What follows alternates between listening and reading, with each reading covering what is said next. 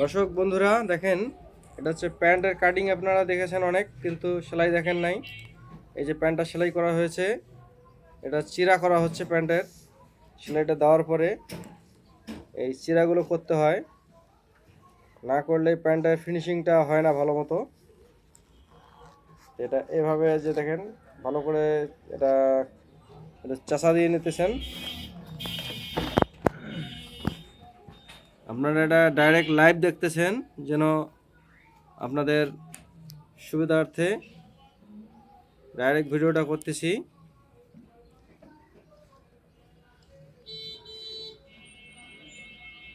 এটা আপনাদের দেখতে পেলেন। এটা আপনারা কিভাবে করবেন, যারা নতুন বন্ধু আছেন তারা এই কাজগুলো মনোযোগ সহকারে দেখতে হবে। তাদের জন্য এটা অনেক হেল্প হবে কাজ করার ক্ষেত্রে। এই যে একটা কার্ড আছে, কার্ডটা দিয়ে একটু ডলা দিতে হয়। কার্ডটা ডলা দিলে একদম মনে করেন এটা একবারে লেগে যাবে, ভাঁজটা আর উঠবে না।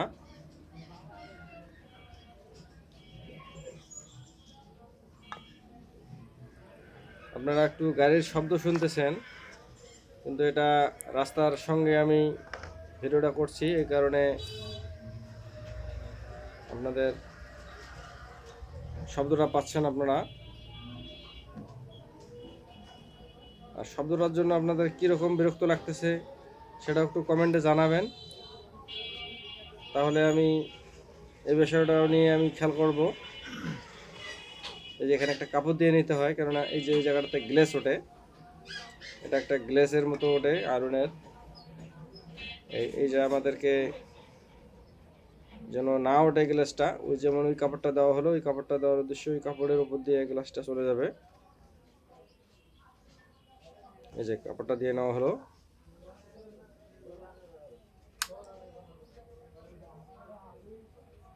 এখানে আয়রনটাতে একটু হিট দিয়ে নিলেন, হিট কমে গেছে, এই কারণে হিটটা দিতে হলো। এই যে কাটা দিয়ে ডলা দিলে এখন একদম বসে গেছে, এটা আর নড়াচড়া হবে না, কাপড়টা সুন্দরভাবে বসে গেছে। দেখেন তারপরে আবার কি যত্ন করেন। এই যে এটা হচ্ছে ফ্লাইটা ডলা দিয়ে নিলেন। এটা প্যান্টের কাজের মূল বিষয় হলো আয়রনের ফিনিশিংটাই হলো মেইন। আয়রনটা ঠিক মতো করতে হবে। দেখেন একদম আগে কি ছিল, দেখেন এখন এইমাত্র কি হয়ে গেল, একদম সুন্দর হয়ে গেল। কাজের ফিনিশিং আসবেই শুধু আয়রনে, কিন্তু আয়রন যদি আপনারা ঠিক মতো না করেন, এই যেগুলো চিরাফারা মানে পার্ট টু পার্ট যেমন আয়রন করে নিতে হয়, তাহলে ফিনিশিংটা সুন্দর আসে। এই যে এটা এভাবে বসিয়ে দিলেন, এই যে হয়ে গেছে। দেখেন এই যে এটা চেনের ফেলাই, এটা হলো বাম ফেলাই বলা হয়। এটা এটা ফিনিশিংটাও এখন না দিলে অন্য মানে সেলাই করার পরে কোনো ফিনিশিং দেওয়ার আর ভালো হয় না, এই কারণে এটা প্রথমেই আয়রনটা করতে হয়। দর্শক দেখেন আরও একটু কিভাবে এটা যত্ন এখনো শেষ হয় নাই, এর জন্য ভালোবাসা অনেক দিতে হয়। এই দেখেন এই যেভাবে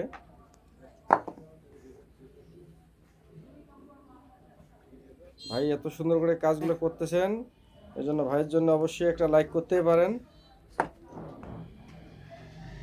যে এটা টেকিনটা সুন্দরভাবে বসিয়ে দিলেন,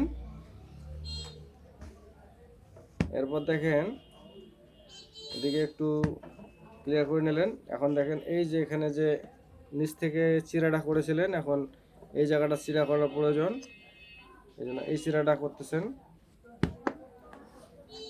ফিনিশিংটা আপনারা পুরোটা দেখতে পারবেন, আপনারা ভিডিওটা টেনে দেখবেন না, পুরোটা দেখবেন, তাহলে বুঝতে পারবেন যে এটা যত্ন করলে কি রত্ন মেলে।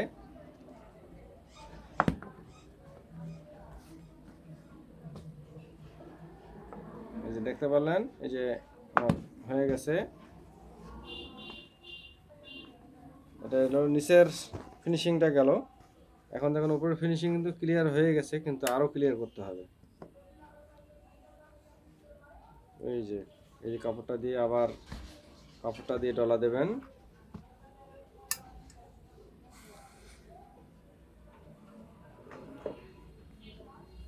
এই দেখতে পেলেন এই যে কত সুন্দর ফিনিশিংটা আসছে।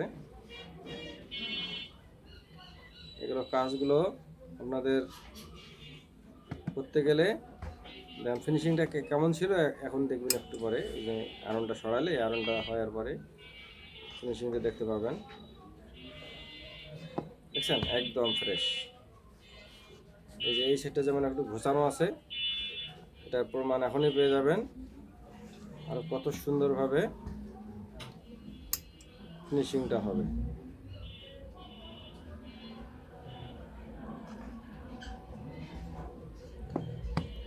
দর্শক দেখেন একদম ক্লিয়ার হয়ে গেছে।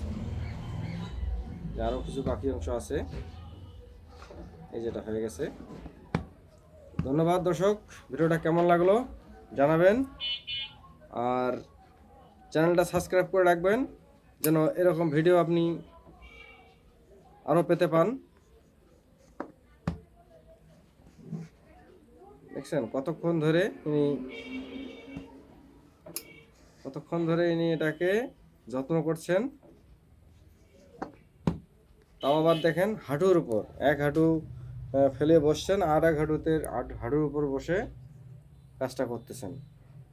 আর এই কাজটার নিয়ম হচ্ছে এটাই, কেন এই কাজটার নিয়ম এভাবে করলেই আপনাদের ফিনিশিংটা ভালো আসবে।